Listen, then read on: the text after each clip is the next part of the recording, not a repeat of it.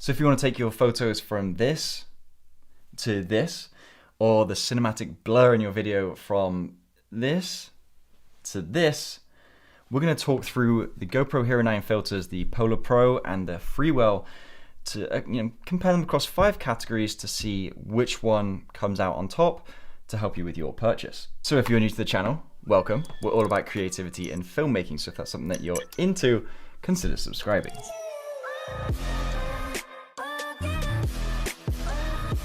To put it simply, one of the main features is to simply filter out light so that you don't get super blown out highlights in your images. Now again, from the intro, you can see this one was shot without an ND and this one was shot with an ND, and notice how our highlights are not blown out, and we also have detail in the shadows. And because they filter out light when you're shooting video, you can maintain the 180 rule by dropping your shutter speed way down. But when I say way down, obviously to match your frame rate, which you should be shooting your shutter speed at double your frame rate to match the 180 rule.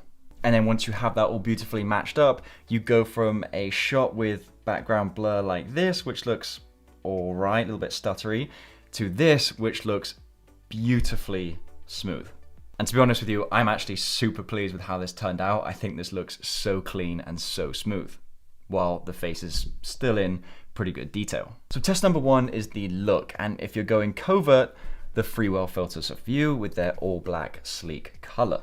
Now if you want to show off a little bit of style, you can throw in some gold with the Polar Pros. So for me, Polar Pro wins this one because I really like the very simplistic contrast between the gray black of the GoPro and the gold of the filters. Test number 2, what's in the box? The Freewell comes with an ND 8, 16 and 32. But it also comes with a polarizer to help you manage those reflections and darken the skies a little bit so they're not blown out like they can be. So in this image, you can see the reflection of the sky in the water, but if we add the polarizer, you can see the reflection is dulled down a lot. And then if we rotate the polarizer from off to an on position, then you can see the gradual decrease in the reflection in the water and how the skies themselves darken. As for the Polar Pros, you get the ND 8, 16 and 32, but unfortunately no polarizer. So for this one, Freewell takes the point. Now moving on to test number 3, do the filters keep the image looking as sharp as if you weren't to use a filter? Now this is always a hard test with cameras that keep everything in focus, unlike when you're shooting on a DSLR or a mirrorless where you can change the aperture and the depth of field to get that different amount of focus. So comparing the no filter to the Freewell shot, I don't really see any loss of quality here. And then again with the Polar Pro, you're looking at no filter and the Polar Pro filter. I don't really see any difference in the quality there. So here I'd say that both brands keep the image looking sharp, so we'll give them a point each. Test number 4 is a very common thing to consider when you're looking at filters, and that's a color cast across the filters. Now having previously tested the Polar Pro PM VNDs, I found that there was a slight yellow cast across the shot, and then I compared them to the Freewell ND, VND, and I found there was a slightly blue, colder tinge to the shot. Now strangely, I noticed the exact opposite in these filters. So the Polar Pro had a slightly bluer, slightly colder tinge, and the Freewell had a slightly warmer, slightly more yellow tinge, but really, I'm just being nitpicky here. It's not really enough that it's going to change the look of your shot, and you can always adjust this in post by adjusting the temperature. When I say adjust, I literally mean tweaking, like the tiniest bit, or you could just, well, I did find that altering the temperature in camera was too much of a difference, so maybe just consider it in post.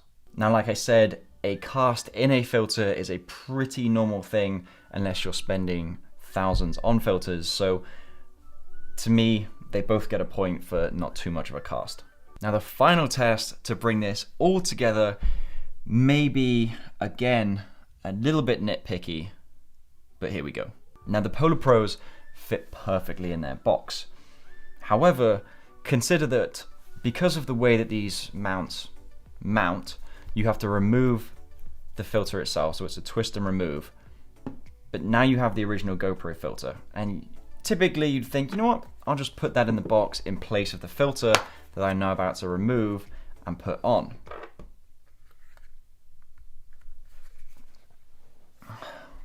You gotta push pretty hard to get it in place because, I mean, this is a good and a bad thing, but because the Polar Pro filters fit so well inside their box, there's no moving around, it does mean that they don't accommodate the original GoPro filter itself. But with a bit of a hard push, a bit of a tight squeeze, you can get it to fit. Now, surely that cannot be your reason for picking one or the other. So I think the reason for your choosing here is whether you want an additional polarizer filter or you want that nice little gold contrast. So the choice is yours. Go for gold or an additional filter. Now, I will say that the new 20 megapixel camera on the Hero 9 and being able to shoot raw images may actually force you or push you to want to shoot more images with a GoPro, which previously I would never have done before. So now that these filters have come in, and I'll always be sticking this in my bag anyway, we'll see how the quality of those images come out when we post them up to Instagram. That's it. That's the prompt for you guys to follow the Instagram, see what's going on over there. As for the next video on the GoPro, I'll be going through the settings I use to change this quickly between being a vlogging camera for shooting cinematics and for shooting photos, and how I set up the presets in here to do that quickly. So stay tuned for that.